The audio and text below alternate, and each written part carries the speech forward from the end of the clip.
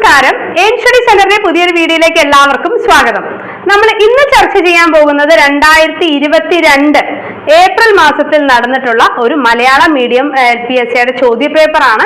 അപ്പൊ നിങ്ങൾ ഇതിനു വേണ്ടി പ്രിപ്പയർ ചെയ്യുന്ന എല്ലാവർക്കും അറിയാം പ്രീവിയസ് ക്വസ്റ്റ്യൻസ് നമുക്ക് എത്രയധികം ഇമ്പോർട്ടന്റ് ആണ് എന്നുള്ളത്, അല്ലെ? അപ്പൊ നമുക്ക് എന്ത് ചെയ്യാം, ഈ ക്വസ്റ്റ്യൻ പേപ്പറും അതിന്റെ റിലേറ്റഡ് ട്രാക്സും കൂടെ ഒന്ന് മനസ്സിലാക്കി വെക്കാം.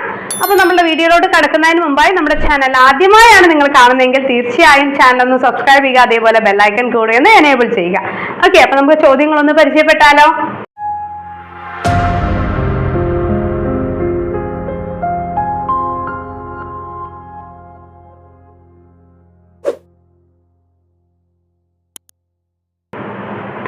അപ്പോ ആദ്യത്തെ ചോദ്യം ഇതാണ്: ബ്രിട്ടീഷുകാർക്കെതിരെ നടന്ന ആദ്യകാല കലാപങ്ങളിൽ പെടാത്തത്.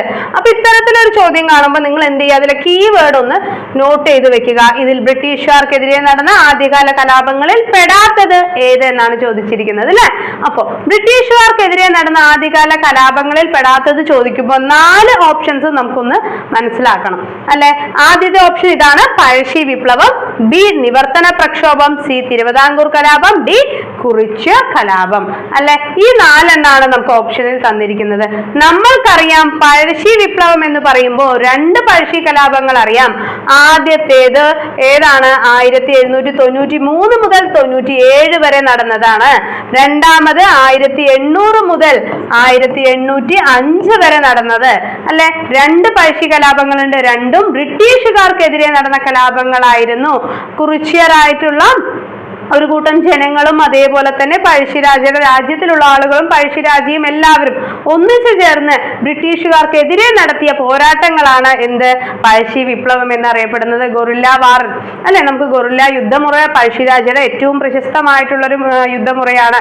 ഇതൊക്കെ നമുക്ക് അറിയാവുന്നതാണ്. അപ്പൊ ഈ പഴശ്ശി വിപ്ലവം ബ്രിട്ടീഷുകാരുടെ തെറ്റായ നികുതി നയങ്ങൾക്കെതിരെയും കുരുമുളകിന്റെ വ്യാപാര കുത്തകയുമായി ബന്ധപ്പെട്ടിട്ട് ബ്രിട്ടീഷുകാർക്കെതിരെ നടന്ന കലാപങ്ങളാണ് ഒന്നാം പഴശ്ശി കലാപവും രണ്ടാം പഴശ്ശി കലാപവും. അപ്പോ അതെന്താണ്? അതല്ല ഓപ്ഷൻ എന്നറിയാം. ബി എന്താണ്? നിവർത്തന പ്രക്ഷോഭം. 1932 കേരള നിയമസഭയിലും മറ്റും ന്യൂനപക്ഷ വിഭാഗങ്ങൾക്ക് സംവരണം വേണമെന്നാവശ്യപ്പെട്ടുകൊണ്ട് നടത്തിയ പ്രക്ഷോഭമാണ് നിവർത്തന പ്രക്ഷോഭം. സി കേശവന്റെ കോഴഞ്ചേരി പ്രസംഗം ഇതുമായി ബന്ധപ്പെട്ടിരിക്കുന്നു. നിവർത്തന പ്രക്ഷോഭം എന്നുള്ള വാക്ക് BC ചാക്കോന്റെ സംഭാവനയാണ്, അല്ലെ? അപ്പൊ ഇത് എന്തിനു വേണ്ടിയാണ്? ഇതിന്റെ ഭാഗമായിട്ടാണ് 1936 ട്രാവൻകൂർ PSC നിലവിൽ വരുന്നത്. ഇതിന്റെ ആദ്യത്തെ ചെയർമാൻ ആയിരുന്നു GD നോക്സ് എന്ന് പറയുന്നത്, അല്ലെ? PSC കിട്ടിയില്ല എന്നുണ്ടെങ്കിൽ നോ രക്ഷ എന്നുള്ള രീതിയിൽ തന്നെയാണ് നമ്മൾ എല്ലാവരും പഠിച്ചുകൊണ്ടിരിക്കുന്നത്. അപ്പൊ ഇത് തന്നെ ഓർത്ത് വെക്കുക. ട്രാവൻകൂർ PSCയുടെ ആദ്യത്തെ ചെയർമാൻ ആരായിരുന്നു? GD നോക്സ് ആണ്. നോക്സും നോ രക്ഷയും നമുക്കൊന്ന് കണക്ട് ചെയ്ത്, അല്ലെ? അപ്പൊ അതെന്ത് ചെയ്തു? ഈ 36 ട്രാവൻകൂർ PSC നിലവിൽ വന്നു. ചിത്തിര തിരുനാളിന്റെ കാലത്തായിരുന്നു, അല്ലേ? അത് 1956 അത് കേരള PSC ആയി മാറി. 1956 ഓക്കെ, 1956 അത് കേരള PSC ആയിട്ട് മാറി. അപ്പൊ അതൊന്ന് നമുക്കൊന്ന് വെക്കാം, അല്ലെ? അതാണ് നമ്മുടെ ഉത്തരം എന്ന് അറിഞ്ഞു. അപ്പൊ നമുക്കിനി എന്താണ് ബാക്കിയുള്ള രണ്ടും കൂടെ ഒന്ന് നോക്കിയിട്ട് അടുത്ത ചോദ്യത്തിലോട്ട് പോവാം. തിരുവിതാംകൂർ കലാപം. തിരുവിതാംകൂറിൽ ബ്രിട്ടീഷുകാർക്കെതിരെ നടന്ന കലാപങ്ങൾക്ക് നേതൃത്വം നൽകിയ വ്യക്തിയാണ് വേലുത്തമ്പി ദളവ, അല്ലെ? വേലുത്തമ്പി ദളവയുടെ കാര്യങ്ങൾ 1809 കുണ്ട്ര വിളംബരമൊക്കെ നമ്മൾക്ക് അറിയാവുന്നതാണ്. ഡി ഓപ്ഷൻ ഇതായിരുന്നു: കുറിച്യ കലാപം. 1812 ബ്രിട്ടീഷുകാർക്കെതിരെ നടത്തിയ ആദ്യത്തെ ഗോത്രവർഗ സംഘടിത കലാപം എന്ന് ചോദിച്ചാൽ അത് കുറിച്യ കലാപമാണ്, അല്ലെ? രാമനമ്പി, വെൻകലോൻ കേളു, ആയിരം വീട്ടിൽ കൊന്തപ്പൻ ഇവരായിരുന്നു ഈ കുറിച്യ കലാപത്തിന് നേതൃത്വം നൽകിയ വ്യക്തികള്. അപ്പൊ ഇതും എന്താണ്? ബ്രിട്ടീഷുകാർക്കെതിരെ നടന്ന കലാപമാണ്. അപ്പൊ നമ്മുടെ ഉത്തരം ഏതായിരുന്നു? നിവർത്തന പ്രക്ഷോഭം എന്നുള്ളതാണ്. ഓക്കെ, അപ്പൊ നമുക്ക് അടുത്ത ചോദ്യം നോക്കാം, അല്ലെ? അപ്പൊ നിങ്ങൾ ഓരോ ചോദ്യം നിങ്ങൾ കാണുമ്പോഴും അതിന്റെ ഉത്തരങ്ങളൊന്ന് ഒപ്പം കമന്റ് ചെയ്ത് പോകാനായിട്ട് ശ്രദ്ധിക്കുക. അങ്ങനെ ആവുമ്പോൾ നിങ്ങൾക്ക് എത്ര മാർക്ക് കിട്ടി, അല്ലെങ്കിൽ ഒരു നോട്ട് എടുത്തിട്ട് നമ്മൾ ഈ ഡിസ്കസ് ചെയ്യുന്ന ചോദ്യങ്ങളുടെ എത്ര എണ്ണത്തിന്റെ ഉത്തരം നിങ്ങൾക്ക് അറിയുന്നുണ്ടെന്ന് എഴുതി നോക്കൂ. അപ്പൊ അത്രയും കോൺഫിഡൻസ് നിങ്ങൾക്ക് കൂടും. ഓക്കെ, ദെൻ അടുത്ത ചോദ്യം ഇതാണ്: കേരള നവോത്ഥാനവുമായി ബന്ധപ്പെട്ട ചില സംഭവങ്ങളെ കുറിച്ചും അവർക്ക് നേതൃത്വം നൽകിയ ആളുകളെ കുറിച്ചുമുള്ള ഒരു പട്ടികയാണ് തന്നിരിക്കുന്നത്. ഇതൊന്ന് യോജിപ്പിക്കാനാണ് പറഞ്ഞിരിക്കുന്നത്. മാച്ച് ദ ഫോളോയിങ് ആണ്, അല്ലെ? അപ്പൊ ആദ്യത്തേത് വൈക്കം സത്യാഗ്രഹം, രണ്ടാമത്തേത് മിശ്രഭോജനം, 3 ഇസ്ലാം ധർമ്മ പരിപാലന സംഘം, 4 പന്മന ആശ്രമം, 5 ചട്ടമ്പി സ്വാമികൾ, 6 ശ്രീനാരായണ ഗുരു, 7 വക്കം അബ്ദുൽ ഖാദർ മൗലവി, 8 KP കേശവമേനോൻ, 9 സഹോദരൻ അയ്യപ്പൻ. ഇതില് നിങ്ങൾ ഇത്തരത്തിലുള്ള ഒരു മാച്ച് ദ ഫോളോയിങ് കാണുമ്പോൾ ശ്രദ്ധിക്കേണ്ട കാര്യം ഇതാണ്. തീർച്ചയായും ഇതിൽ നിങ്ങൾക്ക് 100% ഷുവർ ഉള്ള കാര്യം ആദ്യം അടയാളപ്പെടുത്തുക എന്നുള്ളത്. 100% ഷുവർ ആയിട്ടുള്ള കാര്യം ആദ്യം അടയാളപ്പെടുത്തുക. എന്നിട്ട് എന്ത് ചെയ്താൽ മതി? അടുത്ത ഡൗട്ട് ഉള്ളതിലോട്ട് കടന്നാൽ മതി. ഓക്കെ, ഇപ്പൊ ഒരു ഉദാഹരണം ഞാൻ പറഞ്ഞുതരാം. ചട്ടമ്പി സ്വാമികളുടെ സമാധി സ്ഥലമാണ് പന്മന എന്നുള്ളതാണ് നിങ്ങൾക്ക് ആദ്യം ഏറ്റവും കോൺഫിഡന്റ് ആയിട്ടുള്ള കാര്യം. അപ്പൊ അയ്യോ 4-മത്തതല്ലേ, ആദ്യത്തെ നോക്കിയിട്ട് മതിയോ എന്നൊന്നും ചിന്തിക്കേണ്ട. ആദ്യം എന്ത് ചെയ്യുക? പന്മനാശ്രമത്തിനെ ചട്ടമ്പി സ്വാമികളുമായിട്ടൊന്ന് ബന്ധിപ്പിച്ച് വെക്കുക. 4, 5 എന്നുള്ളത്. അപ്പൊ എന്നിട്ട് ഇതിലോട്ട് നോക്കുമ്പോ 4, 6 ഉണ്ട്, 4, 5 ഉണ്ട്, 4, 8 ഉണ്ട്, 4, 7 ഉണ്ട് അല്ലെ. അപ്പൊ നമുക്കൊരു ധാരണ, ഒരു ഏകദേശം 50% ഉറച്ചു നമ്മുടെ ഉത്തരം സി ആണെന്നുള്ളത് അല്ലെ. ഇനി നമുക്ക് ധൈര്യമായി അല്ലെ. ഇനി ഞാൻ ബാക്കിയിലോട്ട് നോക്കാം. ഇനി ഞാൻ കണക്ഷൻ കൂടെ പറയാവേ. വൈക്കം സത്യാഗ്രഹം എന്ന് പറയുമ്പോൾ 1924 ഐത്തോച്ചാടനത്തിനെതിരെ നടന്നിട്ടുള്ള കലാപമാണ് എന്ത്? വൈക്കം സത്യാഗ്രഹം എന്ന് പറയുന്നത്. അതിന് നേതൃത്വം നൽകിയ വ്യക്തികളായിരുന്നു TK മാധവൻ, KP കേശവമേനോൻ എന്നുള്ളവര്. അപ്പോൾ TK മാധവൻ നമ്മുടെ മനസ്സിൽ പെട്ടെന്ന് ഓർമ്മ വരും.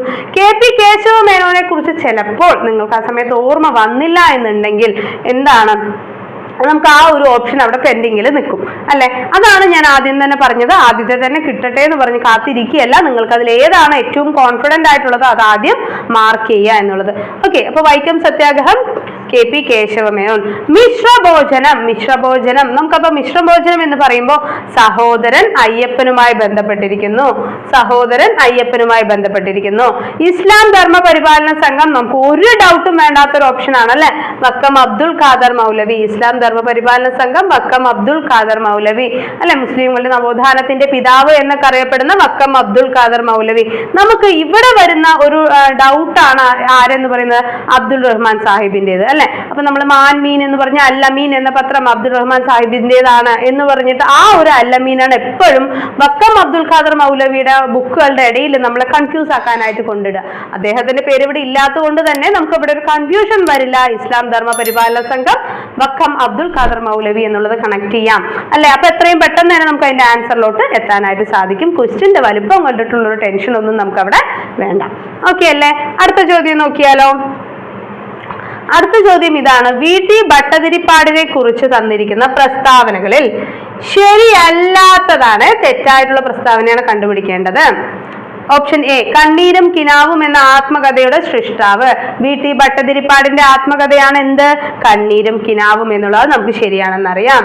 കേരള സാഹിത്യ അക്കാദമി 1976 വിശിഷ്ട ഫെലോഷിപ്പ് നൽകി ആദരിച്ചു. സി ഓപ്ഷൻ, നായർ തറവാടുകളിൽ സ്ത്രീകൾ അനുഭവിക്കുന്ന ദുരിതങ്ങൾ പൊതുസമൂഹത്തിന്റെ ശ്രദ്ധയിൽ കൊണ്ടുവന്നു. ആ ഓപ്ഷൻ ശരിയാണോ? നായർ തറവാടുകളാണോ? അല്ല, നമ്പൂതിരി സമുദായങ്ങൾക്കിടയിലെ അനാചാരങ്ങൾക്കെതിരെ പോരാടിയ വ്യക്തിയാണ് നമ്പൂതിരിയാണ് അല്ലെ. നമ്പൂതിരി സമുദായങ്ങളിലും അതേപോലെ നമ്പൂതിരി ഇല്ലങ്ങളിൽ ഉണ്ടാവുന്ന സ്ത്രീകൾക്കെതിരെയുള്ള ആചാരങ്ങൾക്കെതിരെ പ്രവർത്തിച്ച ഒരു വ്യക്തിയാണ് ആര്? VT ഭട്ടതിരിപ്പാട് എന്നുള്ളത് അല്ലെ. അന്തർജന സമാജം നമ്മൾക്കറിയാം. 1929 അദ്ദേഹത്തിന്റെ പ്രസിദ്ധപ്പെടുത്തിയ നാടകമായിരുന്നു ഏത്? അടുക്കളയിൽ നിന്നും അരങ്ങത്തേക്ക് എന്നുള്ളത്. അപ്പൊ അദ്ദേഹം നമ്പൂതിരിയെ മനുഷ്യനാക്കുക എന്നുള്ള മുദ്രാവാക്യം യോഗക്ഷേമ സഭയുമായി ബന്ധപ്പെട്ടത് അല്ലെ. മംഗളോദയം വാരികയെ കുറിച്ച് നമ്മൾക്കറിയാം. അപ്പൊ VT ഭട്ടതിരിപ്പാടിന്റെ നായർ തറവാടുകളാണോ? അല്ല, നമ്പൂതിരിയാണ്. അപ്പൊ നമ്മുടെ ഉത്തരം ഏതാ വരിക? സി ആണ് അല്ലെ. തെറ്റായിട്ടുള്ള പ്രസ്താവനയാണ് ചോദിച്ചിരിക്കുന്നത്. അപ്പൊ സി തെറ്റാണെന്ന് നമുക്കറിയാം. അതെ, ഡി വരുന്ന എന്താണ്? മേഴത്തൂർ അഗ്നിഹോത്രിയുടെ താഴ്വഴിയിൽ പെട്ടതാണ്. അതും ശരിയായിട്ടുള്ള പ്രസ്താവനയാണ്. അപ്പൊ നമ്മുടെ ഉത്തരം ഏതാണ്? സി ആണ് വരുന്നത്. ഓക്കെ ആണല്ലോ. അദ്ദേഹത്തെ കുറിച്ച് പഠിക്കുമ്പോൾ നിങ്ങൾ അദ്ദേഹത്തിന്റെ കവിതകൾ അദ്ദേഹത്തിന്റെ നാടകങ്ങളെ കുറിച്ചൊന്ന് മനസ്സിലാക്കണം. അതേപോലെ ഇത് എവിടെയാണ് അരങ്ങേറിയത്, അദ്ദേഹത്തിന്റെ ഉണ്ണി നമ്പൂതിരി എന്ന വാരികയെ കുറിച്ചും കാര്യങ്ങളൊക്കെ വ്യക്തമായി നമ്മൾ മനസ്സിലാക്കി കഴിഞ്ഞാൽ തന്നെ ഇത്തരത്തിലൊരു സ്റ്റേറ്റ്മെന്റ് ലെവൽ ചോദ്യത്തിന് നമുക്ക് ഉത്തരം എഴുതാൻ വളരെ എളുപ്പമായിരിക്കും അല്ലെ. അതേപോലെ നമ്പൂതിരി സമുദായത്തിലെ വൃദ്ധവിവാഹങ്ങളെ കുറിച്ചിട്ടും ബഹുഭാര്യത്വത്തെ കുറിച്ചിട്ടൊക്കെ എതിരെ പോരാടിയ ഒരു വ്യക്തിയാണ് ആരെന്ന് പറയുന്നത്? VT ഭട്ടതിരിപ്പാട് എന്ന് പറയുന്നത്. ഓക്കെ അല്ലേ. നാലാമത്തെ ചോദ്യം ഇതാണ്. അതൊരു സ്റ്റേറ്റ്മെന്റ് ലെവൽ ചോദ്യമാണ് കേട്ടോ. നാലാമത്തേത് ഒരു സ്റ്റേറ്റ്മെന്റ് ലെവൽ ചോദ്യമാണ്. ചോദ്യം ഇതാണ്: മലബാർ കലാപത്തെ കുറിച്ച് താഴെ തന്നിരിക്കുന്ന പ്രസ്താവനകളിൽ വിലയിരുത്തുക.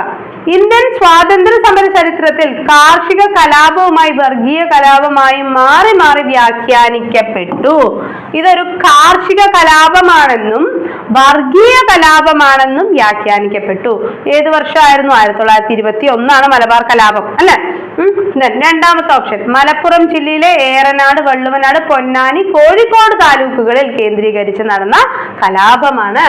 ബ്രിട്ടീഷുകാർക്കെതിരായി മലബാർ മേഖലയിൽ ആരംഭിച്ച സായുധ കലാപം. ഈ ലഹളയുടെ ഭാഗമായി നിരവധി ഹൈന്ദവർ നിർബന്ധിത മതപരിവർത്തനത്തിന് വിധേയമാക്കപ്പെട്ടു. 1921-22 വർഷങ്ങളിലാണ് ഇത് നടക്കുന്നത്. അപ്പോൾ ഈ ഒരു 5 സ്റ്റേറ്റ്മെന്റ് നമുക്ക് വായിക്കുമ്പോൾ നമ്മൾക്ക് അറിയാം എന്താണ് ആദ്യത്തെ സ്റ്റേറ്റ്മെന്റ്. ഇന്ത്യൻ സ്വാതന്ത്ര്യ സമര ചരിത്രത്തിൽ കാർഷിക കലാപമായും അല്ലെ, വില്യം ലോഗൻ മലബാർ മാനുവൽ എഴുതിയ വില്യം ലോഗൻ പറഞ്ഞത് എന്താണ്? ഇതൊരു കാർഷിക കലാപം അല്ലെങ്കിൽ കുടിയാന്മാർ നടത്തുന്ന ഒരു കലാപമാണ് എന്ന രീതിയിലാണ് അതിനെ വ്യാഖ്യാനിക്കപ്പെട്ടത്. അതിനുശേഷമാണ് ഇതൊരു മാപ്പിള കലാപം എന്ന രീതിയിൽ വരുന്നത്. അപ്പൊ ആ രണ്ടും ശരിയല്ലേ? കാർഷിക കലാപമായും വർഗീയ കലാപമായും വ്യാഖ്യാനിക്കപ്പെട്ടിട്ടുള്ള ഒരു കലാപമാണ്. അപ്പൊ അത് ശരിയായിട്ടുള്ള പ്രസ്താവനയാണ്. 1921-22 നടന്നു എന്നുള്ളതും ശരിയാണ്. പൊന്നാനി, അതുപോലെ ഏറനാട്, വള്ളുവനാട് താലൂക്കുകളിലാണ് ഇത് നടന്നത് എന്നുള്ളതും എന്താണ്? ശരിയായിട്ടുള്ള പ്രസ്താവനയാണ്. ബ്രിട്ടീഷുകാർക്കെതിരെ മലബാർ മേഖലയിൽ ആരംഭിച്ച സായുധ കലാപം അല്ലെ, മലബാർ കലാപം നമ്മൾ എന്താണ് അങ്ങനെ തന്നെയാണ് പറയുന്നത്. മലബാർ കലാപം അവരുടെ നേതാവിനെ നമ്മൾ അറ്റാക്ക് ചെയ്യുകയും അവരെ അറസ്റ്റ് ചെയ്യുകയും ചെയ്തതിന്റെ ഭാഗമായിട്ടാണ് പൂക്കോട്ടൂർ യുദ്ധം ആരംഭിക്കുന്നത് എന്നുള്ളത് നിങ്ങൾക്കറിയാം. അതിന്റെ ഒരു അനന്തര ഫലം എന്ന് വേണമെങ്കിൽ നമുക്ക് പറയാം അല്ലെ. ഇത് ഈ ലഹളയുടെ ഭാഗമായി നിരവധി ഹൈന്ദവർ നിർബന്ധിത മതപരിവർത്തനത്തിന് വിധേയമാക്കപ്പെട്ടു എന്നാണ് പറയുന്നത്. അപ്പൊ എന്താണ് ഈ പറയുന്ന 5 സ്റ്റേറ്റ്മെന്റുകളും ശരിയാണ്. അപ്പൊ എന്താ നമ്മുടെ ഉത്തരം? എല്ലാ പ്രസ്താവനകളും ശരിയാണ്. എല്ലാ പ്രസ്താവനകളും ശരിയാണ്. ഒന്നുകൂടെ വായിക്കാൻ നമുക്ക് അല്ലെ. അപ്പൊ എല്ലാം ശരിയാണ്. അപ്പൊ ഇന്ത്യൻ സ്വാതന്ത്ര്യ സമര ചരിത്രത്തിൽ കാർഷിക കലാപവുമായി വർഗീയ കലാപമായും മാറി മാറി വ്യാഖ്യാനിക്കപ്പെട്ടു. മലപ്പുറം ജില്ലയിൽ ഏറനാട്, വള്ളുവനാട്, പൊന്നാനി, കോഴിക്കോട് താലൂക്കുകളെ കേന്ദ്രീകരിച്ച് നടന്ന കലാപം. ബ്രിട്ടീഷുകാർക്കെതിരായി മലബാർ മേഖലയിൽ ആരംഭിച്ച സായുധ കലാപമാണിത്. ഈ ലഹളയുടെ ഭാഗമായി നിരവധി ഹൈന്ദവർ നിർബന്ധിത മതപരിവർത്തനത്തിന് വിധേയമാക്കപ്പെട്ടു. 1921-22 വർഷങ്ങളിലാണ് ഈ കലാപം നടക്കുന്നത്. ഓക്കെ ആണല്ലോ. അപ്പൊ ഇത്രയും ഡീറ്റെയിൽഡ് ആയിട്ട് തന്നെ ഓരോ ഫാക്റ്റുകളും പഠിക്കുക. ഒരു ചോദ്യം പഠിക്കുമ്പോൾ അതിന്റെ റിലേറ്റഡ് ഫാക്ട്സ് കൂടെ ഒപ്പം തന്നെ മനസ്സിലാക്കി പഠിക്കുക. അപ്പോഴാണ് നിങ്ങൾക്ക് നല്ലൊരു റാങ്കിലോട്ട് എത്താനായിട്ട് സാധിക്കുന്നുള്ളൂ. അപ്പൊ ഇപ്പൊ നമ്മൾ ഇതിന്റെ ജസ്റ്റ് ഇങ്ങനെ ഫാക്റ്റുകൾ മാത്രം നമുക്ക് അറിയുന്ന രീതിയിൽ 1 വേർഡ് ഉത്തരങ്ങൾ പഠിച്ചു വെച്ച് കഴിഞ്ഞാൽ നാളെ ഒരു ചോദ്യം വരുമ്പോൾ നിങ്ങളൊന്ന് ആ സമയത്ത് ടെൻഷൻ ആവും. സോ എന്താണ്, ഓരോ കാര്യം പഠിക്കുമ്പോൾ അതിനനുസരിച്ച് അതിലെങ്ങനെയൊക്കെ ചോദ്യങ്ങൾ വരാം. നിങ്ങൾ എല്ലാവരും ടീച്ചേഴ്സ് ആണ്. സോ എന്താണ്, ഒരു ചോദ്യം ഒരു കുട്ടിയെ പഠിപ്പിക്കുമ്പോൾ എങ്ങനെയാണ് നമ്മളത് പഠിപ്പിക്കുക, അപ്പൊ അതിന്റെ അത്രയും വശങ്ങൾ നമ്മൾ അതിൽ നിന്നും എങ്ങനെയൊക്കെ ചോദ്യങ്ങൾ വരും, കുട്ടിക്ക് എന്തൊക്കെ സംശയങ്ങൾ വരാം, അങ്ങനെയുള്ള രീതിയിലൊക്കെ ചിന്തിച്ചിട്ട് കൊണ്ട് ഓരോ ടോപ്പിക്കും നിങ്ങൾ വൃത്തിയായി പഠിക്കുക. ഓക്കെ, അപ്പൊ തീർച്ചയായും നന്നായി സ്കോർ ചെയ്യാൻ സാധിക്കും. അത്രയും നല്ലൊരു പരീക്ഷയാണ് നമുക്ക് ഇനി മുന്നിലോട്ട് വരാനായിട്ട് പോകുന്നത്. കഴിഞ്ഞ 5 കേഡറ്റിലും അതേപോലെ തന്നെ കഴിഞ്ഞ LP UPയിൽ നമുക്ക് നിരവധി കുട്ടികളാണ് റാങ്ക് ലിസ്റ്റിൽ എയിം സ്റ്റഡി സെന്ററിൽ നിന്നും വന്നിട്ടുള്ളത്. ഇത്രയും നമ്മൾ റിസൾട്ടിന് കാരണം എന്താണെന്ന് വെച്ച് കഴിഞ്ഞാൽ നമ്മൾ സിസ്റ്റമാറ്റിക് ആയി നിങ്ങളെ കുട്ടികളെ കൊണ്ടുപോകുന്നത് കൊണ്ട് തന്നെയാണ്. അവർക്ക് നൽകുന്ന വെനസ്ഡേ OMR എക്സാം ആയിക്കോട്ടെ, സൺഡേ എക്സാംസ് ആയിക്കോട്ടെ, ഇതെല്ലാം കൃത്യമായി ഉപയോഗിക്കുന്ന ഒരാൾക്ക് തീർച്ചയായും എബോവ് 80 തീർച്ചയായും സ്കോർ ചെയ്യാനായിട്ട് സാധിക്കും. അത്രയും നല്ലൊരു റാങ്ക് തന്നെയാണ് ഇത്രയും പ്രാവശ്യം നമ്മുടെ എയിംസിലെ കുട്ടികൾ കാഴ്ചവെക്കുന്നത്. അപ്പോൾ കേരളത്തിൽ തന്നെ ടോപ്പ് റിസൾട്ട് എന്നും സൃഷ്ടിച്ചുകൊണ്ടിരിക്കുന്ന എയിം സ്റ്റഡി സെന്ററിൽ LPSA, UPSA അതേപോലെ തന്നെ കാറ്ററ്റ് എന്നിവയുടെ പുതിയ ബാച്ചുകൾ ആരംഭിക്കുന്നുണ്ട്. നിങ്ങൾക്ക് എത്രയും പെട്ടെന്ന് തന്നെ ജോയിൻ ചെയ്യാം. കൂടുതൽ വിവരങ്ങൾക്കായി 9444637080 എന്നിട്ടുള്ള നമ്മുടെ നമ്പറിലോട്ട് കോൺടാക്ട് ചെയ്താൽ മതി. നിങ്ങൾക്കായിട്ട് പേഴ്സണൽ മെന്റേഴ്സിന്റെ സപ്പോർട്ടും ഫോളോ അപ്പും ഡിസ്കഷൻ പ്ലാറ്റ്ഫോമും ഡെയിലി കറണ്ട് അഫയേഴ്സും ഡെയിലി എക്സാംസ്, വീക്ക്ലി എക്സാംസ് എല്ലാം തന്നെ പ്രൊവൈഡ് ചെയ്യുന്നുണ്ട്. അപ്പൊ അടിപൊളിയായി നമുക്ക് പഠിച്ചു പോവാം. എത്രയും പെട്ടെന്ന് തന്നെ ജോയിൻ ചെയ്യാം. ഓക്കെ, അപ്പൊ നമുക്ക് അടുത്ത ചോദ്യം നോക്കിയാലോ.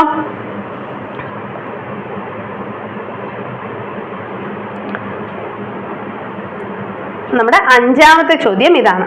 ഇന്ത്യൻ നാഷണൽ കോൺഗ്രസ് സ്ഥാപിതമായ വർഷം. Indian national congress A. ഹ്യൂമിന്റെ നേതൃത്വത്തിൽ സ്ഥാപിതമായത് 1885 അല്ലെ. 1885 എ.ഒ. ഹ്യൂമിന്റെ നേതൃത്വത്തിൽ സ്ഥാപിതമായി. ആദ്യത്തെ സമ്മേളനം പൂനെയിലായിരുന്നു അറേഞ്ച് ചെയ്തിരുന്നത്. പക്ഷെ പ്ലേഗിന്റെ കാരണം അത് മാറ്റിവെച്ച് ഗോകുൽദാസ് തേജ്പാൽ കോളേജ് മുംബൈയിലോട്ട് മാറ്റി അല്ലെ. അപ്പൊ INCയുടെ ആദ്യത്തെ സമ്മേളനം അല്ലെങ്കിൽ ആദ്യം സ്ഥാപിതമായത് എവിടെയായിരുന്നു? 1885. അതിൽ കൽക്കട്ട സെഷൻസ് ഒക്കെ ഒന്ന് നല്ലപോലെ നോക്കി വെക്കുക. അതേപോലെ അതിനുള്ള ഇമ്പോർട്ടന്റ് ആയിട്ടുള്ള സമ്മേളനങ്ങളെ കുറിച്ചും അതിലെ അധ്യക്ഷന്മാരെ കുറിച്ചിട്ടൊക്കെ ഒന്ന് നന്നായി നോക്കി വെക്കുന്നത് നമുക്ക് വളരെയധികം ഹെൽപ്ഫുൾ ആണ്. ഓക്കെ. ഭാവിയിൽ സർക്കാർ സ്കൂളുകളിൽ അധ്യാപകരാകാൻ തയ്യാറെടുക്കുന്നവരാണോ നിങ്ങൾ? കഴിഞ്ഞ LP-UP എക്സാമിൽ 250-ൽ പരം കുട്ടികളെ വിജയിപ്പിച്ച് കേരളത്തിൽ തന്നെ ചരിത്ര വിജയം സൃഷ്ടിച്ച എയിം സ്റ്റഡി സെന്റർ വരാനിരിക്കുന്ന LP-UP എക്സാമുകൾക്കായി ഇതാ പുതിയ ലോങ് ബാച്ചുകൾ ആരംഭിക്കുന്നു. ഈ കോഴ്സിന്റെ ഭാഗമായി നിങ്ങൾക്ക് ലഭിക്കുന്നത് നിങ്ങളുടെ സമയത്തിനനുസരിച്ച് കാണാൻ സാധിക്കുന്ന റെക്കോർഡഡ് വീഡിയോ ക്ലാസുകൾ, PDF മെറ്റീരിയൽസ്, നിരവധി മോക്ക് ടെസ്റ്റുകൾ, മോഡൽ എക്സാമുകൾ, OMR എക്സാമുകൾ, നിങ്ങളുടെ സംശയ സാധൂകരണത്തിനായുള്ള ഒരു പ്രത്യേക പ്ലാറ്റ്ഫോം, ഒരു മെന്ററിന്റെ സഹായം കൂടെ ഈ ഒരു കോഴ്സിന്റെ ഭാഗമായി നിങ്ങൾക്ക് ലഭിക്കുന്നതാണ്. കോഴ്സിനെ കുറിച്ച് കൂടുതൽ അറിയാൻ കോൺടാക്ട് ചെയ്യേണ്ട നമ്പർ 9446537080. നമ്മുടെ ആറാമത്തെ ചോദ്യം നോക്കാം. ഇന്ത്യൻ സ്വാതന്ത്ര്യ സമര ചരിത്രത്തിലെ ചില സംഭവങ്ങൾ ചുവടെ ചേർക്കുന്നു. ഈ സംഭവങ്ങളുടെ ശരിയായ കാലക്രമം കണ്ടെത്തുക എന്നുള്ളതാണ്. അപ്പോ ജാലിയൻ വാലാബാഗ് കൂട്ടക്കൊല, ഖിലാഫത്ത് പ്രസ്ഥാനം, സ്വരാജ് പാർട്ടിയുടെ രൂപീകരണം, സൈമൺ കമ്മീഷൻ എന്നുള്ളതാണ്. അപ്പോൾ നമ്മൾ ഇത് കണക്ട് ചെയ്യുമ്പോൾ നിങ്ങൾ ഇവിടെ ശ്രദ്ധിക്കേണ്ട കാര്യം ഇതാണ്. ഒരു കാലക്രമപ്പെടുത്തുക എന്ന് പറയുമ്പോൾ നിങ്ങൾക്ക് എത്ര ഓർത്തു വെച്ചാലും ചിലപ്പോൾ വർഷങ്ങൾ മറന്നു പോകും. അതുകൊണ്ട് തന്നെ ഹിസ്റ്ററി പഠിക്കുമ്പോൾ ഒരു കഥയായി ഇതിനെ കണക്ട് ചെയ്തുകൊണ്ട് പഠിക്കുക എന്നുള്ളതാണ്. കഥയായി കണക്ട് ചെയ്തുകൊണ്ട് പഠിക്കുമ്പോൾ തീർച്ചയായിട്ടും നിങ്ങൾക്ക് ഈ ഒരു ഓർഡർ മനസ്സിൽ നിന്നും പോവില്ല. ഓക്കെ ആണല്ലോ. ജാലിയൻ വാലാബാഗ് കൂട്ടക്കൊല എന്ന് പറയുമ്പോൾ 1919 റൗലറ്റ് നിയമത്തിനെതിരെ സംഘടിച്ച ഒരു വിഭാഗം ജനങ്ങളെ കൂട്ടത്തോടെ വെടിവെച്ച് കൊന്ന ഒരു സംഭവമാണ്. മൈക്കിൾ ഒ ഡയർ ആയിരുന്നു അതിന് നേതൃത്വം നൽകിയും അല്ലെങ്കിൽ അതിന് ഓർഡർ ഇട്ട വ്യക്തി എന്ന് പറയാം അല്ലെ. അപ്പോൾ അതിനുശേഷം തന്നിട്ടുള്ള ഓപ്ഷൻ എന്താണ്? ഖിലാഫത്ത് പ്രസ്ഥാനം. 1919-22 കാലഘട്ടത്തിൽ നടന്നിട്ടുള്ളതാണ് ഈ ഖിലാഫത്ത് പ്രസ്ഥാനം എന്നുള്ളത്. ഒന്നാം ലോക മഹായുദ്ധത്തിന്റെ ഭാഗമായിട്ട് തുർക്കിയിലെ രാജാവായിരുന്ന അല്ലെങ്കിൽ മുസ്ലിങ്ങളുടെ ആത്മീയ നേതാവ് എന്നൊക്കെ വിശേഷിപ്പിക്കുന്ന ഖലീഫയുടെ അധികാരം നഷ്ടപ്പെട്ടതിന്റെ ഭാഗമായിട്ട് രൂപം കൊണ്ട പ്രസ്ഥാനമാണ് ഖിലാഫത്ത് പ്രസ്ഥാനം എന്നുള്ളത്. അതിനുശേഷം മൂന്നാമത് ഏതായിരുന്നു? സ്വരാജ് പാർട്ടിയുടെ രൂപീകരണം. സ്വരാജ് പാർട്ടിയുടെ രൂപീകരണം 1923 ആണെന്ന് നിങ്ങൾക്കറിയാം. അപ്പോൾ ഇതിന്റെ ഒരു ബാക്കിലുള്ള ഒരു സ്റ്റോറി പോലെ ഞാനൊന്ന് പറഞ്ഞു തരാം. ഇപ്പോൾ നമ്മൾ നിസ്സഹരണ പ്രസ്ഥാനത്തിനായിട്ട് ഗാന്ധിജി ആഹ്വാനം ചെയ്തിരുന്നു അല്ലെ. 1920 കാലഘട്ടങ്ങളിലാണ് അദ്ദേഹം എന്ത് ചെയ്യുന്നത്? ഈ നിസ്സഹരണ പ്രസ്ഥാനത്തിലുള്ള ഒരു ആഹ്വാനം അവിടെ നടത്തുന്നത്. അപ്പൊ ഈ ഒരു ആഹ്വാനത്തിന്റെ ഭാഗമായിട്ട് കോടതികളും വിദ്യാഭ്യാസ സ്ഥാപനങ്ങളൊക്കെ ബഹിഷ്കരിക്കാനും നികുതി അടയ്ക്കാതിരിക്കാനുമുള്ള തീരുമാനങ്ങളെല്ലാം അല്ലെങ്കിൽ ഇതെല്ലാം ചെയ്യാനായിട്ട് ആരാഹ്വാനം ചെയ്തിരുന്നു? ഗാന്ധിജി ആഹ്വാനം ചെയ്തിരുന്നു. അപ്പൊ ഇതിന്റെ ഭാഗമായി CR ദാസ്, മോത്തിലാൽ നെഹ്റു, രാജേന്ദ്ര പ്രസാദ് മുതലായവര് അദ്ദേഹത്തിന്റെ അഡ്വക്കേറ്റ് അവരെല്ലാവരും അഭിഭാഷകരായിരുന്നു. അപ്പൊ അഭിഭാഷക പരിശീലനം ഒഴിവാക്കി അതെല്ലാം ബഹിഷ്കരിച്ച് തിരിച്ച് വരികയാണ് ചെയ്തത്. പക്ഷേ 1922 എന്തുണ്ടായി? ചൗരി ചൗര സംഭവം ഉണ്ടായി അല്ലെ. 22 ചൗരി ചൗര സംഭവത്തിന്റെ ഭാഗമായിട്ട് ഗാന്ധിജി നിസ്സഹരണ പ്രസ്ഥാനത്തെ പിൻവലിച്ചു. ആ പിൻവലിച്ചപ്പോൾ അത് നമ്മുടെ മോത്തിലാൽ നെഹ്റുവിനും CR ദാസിനൊന്നും അത്ര അങ്ങോട്ട് ബോധിച്ചില്ല. കാരണം അവരുടെ അഭിഭാഷക ജീവിതം അവസാനിപ്പിക്കുകയും ബഹിഷ്കരിക്കുകയും ചെയ്തിട്ട് വന്നത് എന്തിനു വേണ്ടിയായിരുന്നു? ഈ നിസ്സഹരണ പ്രസ്ഥാനത്തിന് സപ്പോർട്ട് ചെയ്യാൻ വേണ്ടിയായിരുന്നു. പക്ഷെ അവർ വരുന്ന സമയത്ത് ഗാന്ധിജി ഇത് പിൻവലിച്ചപ്പോൾ അവർക്ക് അതിനോട് യോജിക്കാനായിട്ട് സാധിക്കുന്നില്ല. അങ്ങനെ അവരെന്ത് ചെയ്യുന്നു? 1923 ജനുവരി 1 പുതിയൊരു പാർട്ടി രൂപീകരിക്കുന്നു. അതാണ് സ്വരാജ് പാർട്ടി എന്ന് പറയുന്നത്. ഓക്കെ. ദെൻ അടുത്ത ഓപ്ഷൻ ഏതാണ്? Simon commission. സൈമൺ കമ്മീഷൻ 1928 30 അതിന്റെ റിപ്പോർട്ട് സമർപ്പിക്കുന്നത് അല്ലെ. അപ്പൊ സൈമൺ കമ്മീഷൻ 28 എന്ന് തന്നെ നമുക്ക് ഓർത്താൽ മതി. അപ്പോ 19, 23, 28. അപ്പൊ ഈ ഇതേ ഓർഡറിൽ വരുന്ന ഓപ്ഷൻ ഏതാണ്? ഓപ്ഷൻ A ആണ്. 1, 2, 3, 4 എന്നുള്ളതാണ് നമ്മുടെ ശരിയായിട്ടുള്ള ഉത്തരം. ഓക്കെ. അപ്പൊ ഇങ്ങനെ കണക്ട് ചെയ്തുകൊണ്ട് പഠിച്ചാൽ തീർച്ചയായും നിങ്ങൾക്ക് ഈ കാലക്രമപ്പെടുത്തുക, ഓർഡറിൽ എഴുതുക എന്നുള്ളതൊക്കെ ഉത്തരം എഴുതാനായിട്ട് സാധിക്കും. ഓക്കെ. നമ്മുടെ ഏഴാമത്തെ ചോദ്യം ഇതാണ്. ഇന്ത്യൻ ബഹിരാകാശ ഗവേഷണ കേന്ദ്രത്തിന്റെ ആസ്ഥാനം. ഇന്ത്യൻ ബഹിരാകാശ ഗവേഷണ കേന്ദ്രത്തിന്റെ ആസ്ഥാനം ഏതാണ് എന്നുള്ളതാണ്. ന്യൂഡൽഹി ആണോ, ബാംഗ്ലൂർ ആണോ, ചെന്നൈ ആണോ, മുംബൈ ആണോ എന്നുള്ളതാണ് വരുന്നത്. വളരെ ഈസി ആയിട്ടുള്ള ഒരു ചോദ്യമാണ്. ബാംഗ്ലൂർ എന്നുള്ളതാണ് നമ്മുടെ ആൻസർ വരുന്നത് അല്ലെ. ബാംഗ്ലൂർ എന്നുള്ളതാണ് ഉത്തരമായിട്ട് വരുന്നത്. ഏഴാമത്തെ ചോദ്യത്തിന്റെ 1969 ISRO സ്ഥാപിതമാകുന്നത്. അന്തരീക്ഷ ഭവനാണ് അതിന്റെ ആസ്ഥാനം എന്ന് പറയുന്നത്. ഇത് ആദ്യം സ്ഥാപിതമാകുന്ന സമയത്ത് ആണവോർജ വകുപ്പിന് കീഴിലായിരുന്നു. 72 ബഹിരാകാശ വകുപ്പിന് കീഴിലോട്ട് ഇത് വരുന്നത്. ഓക്കെ, അപ്പൊ നമുക്ക് ഇത് വളരെയധികം ഇമ്പോർട്ടന്റ് ആയിട്ടുള്ള ചോദ്യമാണ്. സ്വാതന്ത്ര്യാനന്തര ഇന്ത്യയൊക്കെ നമ്മൾ പഠിക്കുമ്പോൾ ഇമ്പോർട്ടന്റ് ആയിട്ടുള്ള ഒരു ടോപ്പിക്കാണ് ഈ വരുന്നത്. ഓക്കെ, അപ്പൊ നമ്മൾ ഇത്രയും ചോദ്യങ്ങളാണ് ഇന്ന് ഡിസ്കസ് ചെയ്തിട്ടുള്ളത്. നമുക്ക് ബാക്കിയുള്ള ചോദ്യങ്ങൾ ഒരു അടുത്ത ക്ലാസ്സിൽ ചർച്ച ചെയ്യാം. നമ്മുടെ ചാനൽ സബ്സ്ക്രൈബ് ചെയ്യാനും ബെല്ലൈക്കൺ ക്ലിക്ക് ചെയ്യാനും മറക്കരുത്. അതേപോലെ തന്നെ നിങ്ങൾക്ക് ഇത് യൂസ്ഫുൾ ആവുകയാണ്, വളരെ ഇൻഫോർമേറ്റീവ് ആണ് എന്ന് തോന്നുകയാണെങ്കിൽ ലൈക്ക് ചെയ്യാനും നിങ്ങളുടെ ഫ്രണ്ട്സിനൊന്ന് ഷെയർ ചെയ്യാനും മറക്കരുത്. ഓക്കെ, മറ്റൊരു വീഡിയോ ആയിട്ട് നമുക്ക് വീണ്ടും കാണാം.